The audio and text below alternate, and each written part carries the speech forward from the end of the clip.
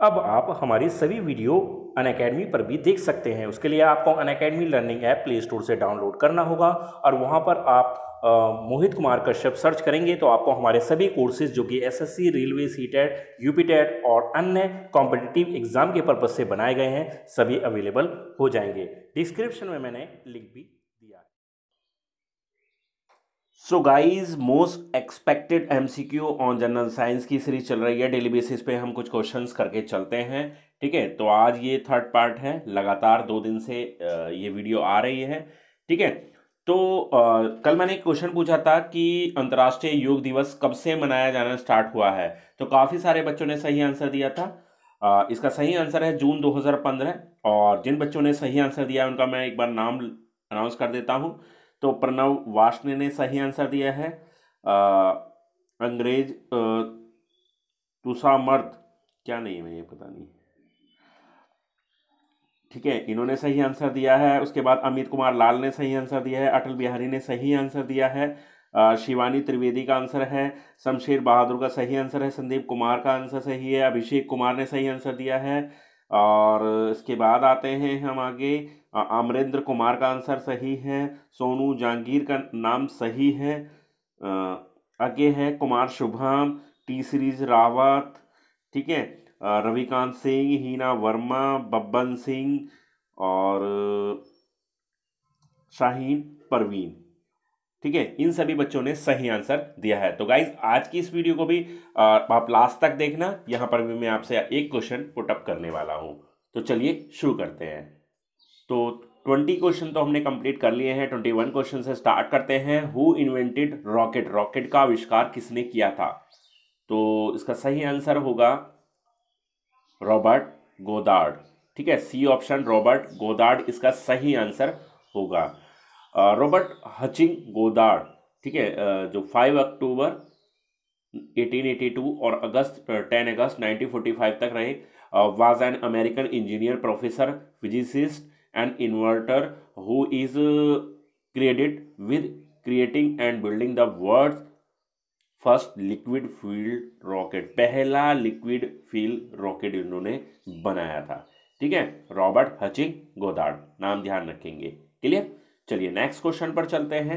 Next question है कि who invented nuclear reactor? परमाणु रिएक्टर का आविष्कार किसने किया? काफी अच्छा क्वेश्चन है, इंपॉर्टेंट क्वेश्चन है। तो परमाणु रिएक्टर का जो आविष्कार किया गया है, इन्वेंशन किया गया है, वो किया गया है एनरिको फर्मी के द्वारा। ठीक है, एनरिको फर्मी के द्वारा किया गया है, ध्यान रखेंगे। एनरिको फर्मी जो थे वो एक इटालियन अमेरिकन फिजिसिस्ट थे and creator of the world's first nuclear reactor, the Chicago pile 1। ठीक है, जो उन्होंने जो बनाया था पहला न्यूक्लियर रिएक्टर बनाया था शिकागो पाइल 1। ठीक, he has been called the architect of the nuclear age. उन्हें आर्किटेक्ट ऑफ न्यूक्लियर एज भी कहा जाता है। तो ये उनको एक नॉमिनेशन दिया गया है, एक तरीके से वो कहते हैं ना, उपाधि दी गई है architect of the nuclear age. और दूसरी उपाधि एक दी गई है architect of the atomic bomb. तो इस नाम से भी जाना जाता है, तो ध्यान रखेंगे।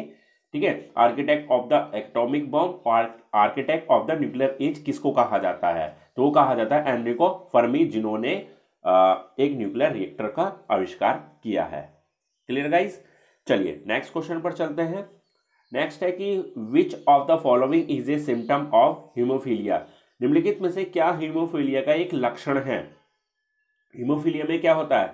हीमोफीलिया की बीमारी में क्या होता है? नो क्लोटिंग ऑन ब्लड, रक्त का कोई थक्का न होना। ठीक है, रक्त का थक्का नहीं बनता है। Clear? Haemophilia is a mostly inherited genetic disorder that impairs the body ability to make blood clots, a process needed to stop bleeding। मतलब ये एक जेनेटिक बीमारी है, अनुवांशिकी बीमारी होती है हीमोफीलिया। पूछा जाता है कि इनमें से कौन सी बीमारी अनुवांशिकी है। ठीक है, तो वहां पर हीमोफीलिया एक ऑप्शन रख दिया जाता है, तो आप ध्यान रखेंगे।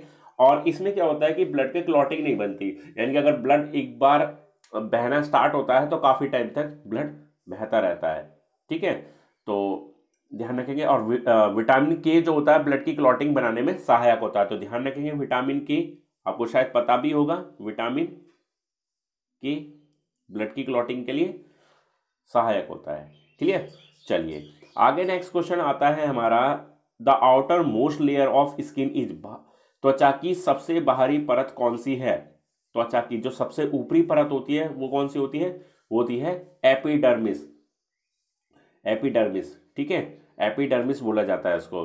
The epidermis, the outermost layer of skin, provides a waterproof barrier and creates our skin tone.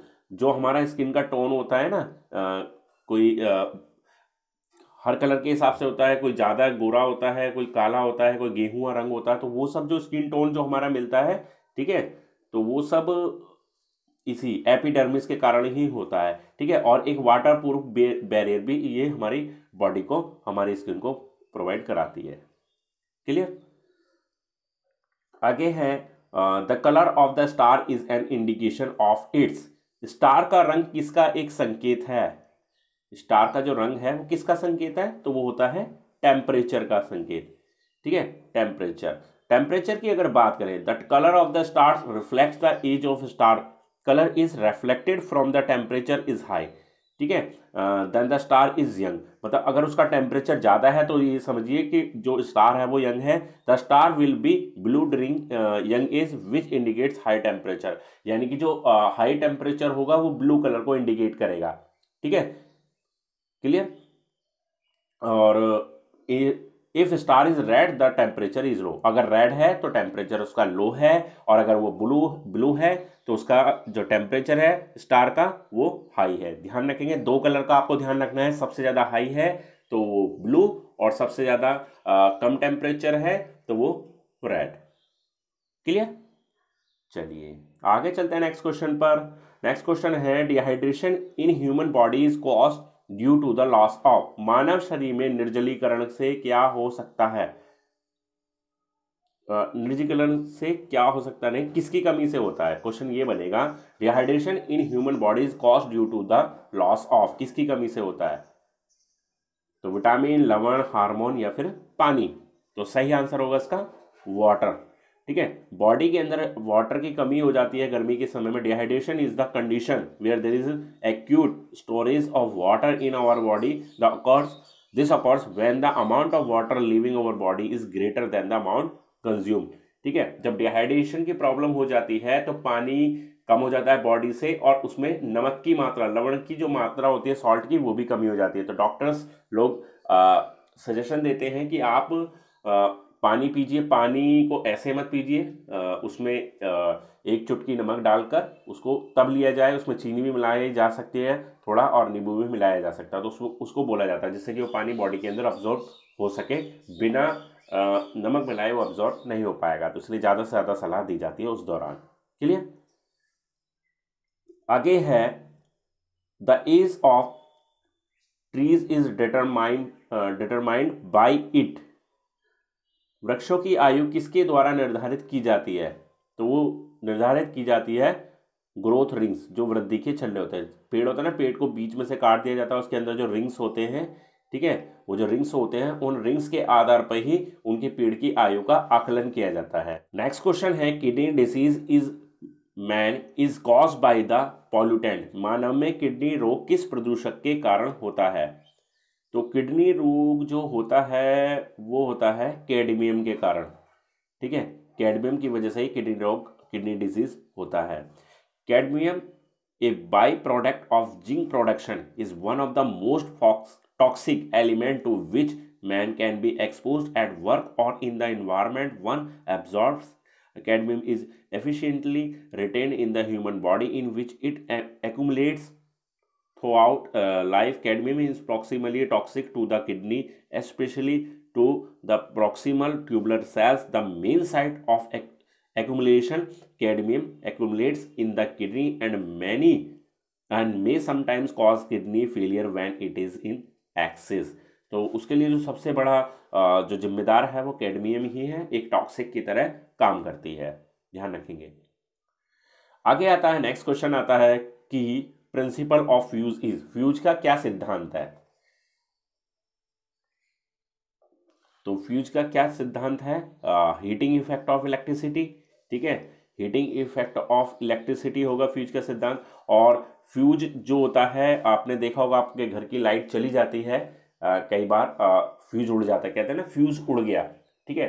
तो उसमें क्या होता है, एक तार होता है, ठीक है, उस तार को, वो तार टूट जाता है, कहीं भी कोई शॉर्ट सर्किट होता है तो वो तार टूट जाता है और लाइट उससे चली जाती है। तो उससे क्या होता है कि जो आपकी वायर्स होती है, जितने भी इंस्ट्रूमेंट्स होते हैं, इलेक्ट्रिक इंस्ट्रूमेंट्स, वो सेफ रह जाते हैं। क्लियर। तो यहाँ पर फ्यूज तार में जो कहा जाता है कि उसमें जो यूज़ किया जाता है तार, ठीक है, उसमें जो तार यूज़ किया जाता है वो होता है उच्च गलनांक। उच्च गलनांक मतलब बहुत ही जल्दी वो, अगर उसको कहा जाए, the electric fuse works on the principle of the heating effect of electric current.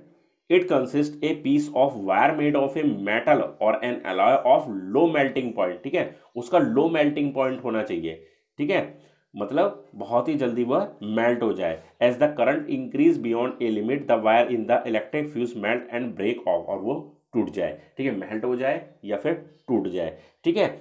और उसके लिए उच्च प्रतिरोध यानी कि हाई रेजिस्टेंस और लो मेल्टिंग पॉइंट वाला वो तार उसमें लगाया जाता है फ्यूज के रूप में। क्लियर। चलिए चलते हैं अपने नेक्स्ट क्वेश्चन पर। नेक्स्ट क्वेश्चन है, ELISA test is employed to diagnose. ELISA परीक्षण किसके निदान करने के लिए नियोजित किया जाता है? तो एलिसा जो टेस्ट होता है, एलिसा टेस्ट होता है ट्यूबरक्लोसिस बैक्टीरियम, ट्यूबरक्लोसिस बैक्टीरियम यानी कि क्षय रोग जीवाणु, जिसको टीबी, तपेदिक, यक्ष्मा भी बोला जाता है, यक्ष्मा भी बोला जाता है ना, ध्यान रखेंगे। एन एंजाइम लिंक्ड इम्यूसोर्बेंट ऐसे आल्सो कॉल्ड एलिसा, इसको एलिसा बोला जाता है, इसकी शॉर्ट फॉर्म, या फिर EIA भी बोला जाता है। Is a test that detect and measures antibodies in your blood. Antibodies are proteins that your body produce in response to harmful substance called antigens. An ELISA test may be used to diagnose HIV which causes AIDS. ठीक है, तो जो HIV है उसकी जांच के लिए body के अंदर, ठीक है, उसकी जांच के लिए ये टेस्ट किया जाता है, एड्स की पता लगाने के लिए कि एड्स की प्रॉब्लम तो नहीं है। क्लियर। तो गाइस आज का आपका क्वेश्चन भी यहीं से बनता है। क्वेश्चन ये है कि विश्व एड्स दिवस कब मनाया जाता है?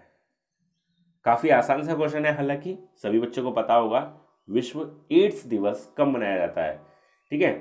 और एक बात और, जो भी बच्चे इसका आंसर देते हैं तो खुद से आंसर दिया करें, ये नहीं कि गूगल पे जाकर सर्च कर लिया या बुक में देख लिया, उससे कोई फायदा नहीं है, ठीक है। अगर आपको पता है, आपने क्वेश्चन सुना, ठीक है, पढ़ा और तुरंत आपको पता है कि हाँ आंसर ये है, तो आप उसमें आंसर दीजिए, तभी आपको बेनिफिट में मिलेगा, ठीक है। हालांकि आपको आंसर पता ही चल जाना है, थोड़ी देर में पता चल जाना है, ये नहीं कि किसी दूसरे बच्चे ने कमेंट कर रखा है तो उसका आंसर देखा और खुद से टाइप कर दिया, वो भी ठीक नहीं है। तो आपको जो आंसर पता हुआ करे वही आंसर आप खुद से दिया करें। Clear guys. तो गाइस आज की इस वीडियो में आपको यही सब क्वेश्चंस कराने थे, यही बेनिफिशियल क्वेश्चंस कराने थे। जल्दी ही हमारे लाइव क्लास भी स्टार्ट होगी, मैं बार बार इस चीज़ को कह भी रहा हूँ, ठीक है। वहाँ पर हम ज़्यादा से ज़्यादा क्वेश्चन एक ही दिन में सॉल्व करने का प्रयास करेंगे। तो आज की वीडियो में इतना ही। वीडियो पसंद आई है तो वीडियो को ज़्यादा से ज़्यादा लाइक करें, शेयर करें, और अभी तक आपने इस चैनल को सब्सक्राइब नहीं किया है तो जल्दी से चैनल को सब्सक्राइब कर लें, साथ ही बेल आइकन प्रेस कर लें ताकि आपको आने वाली सभी वीडियोज़ के नोटिफिकेशन मिलते रहें। धन्यवाद।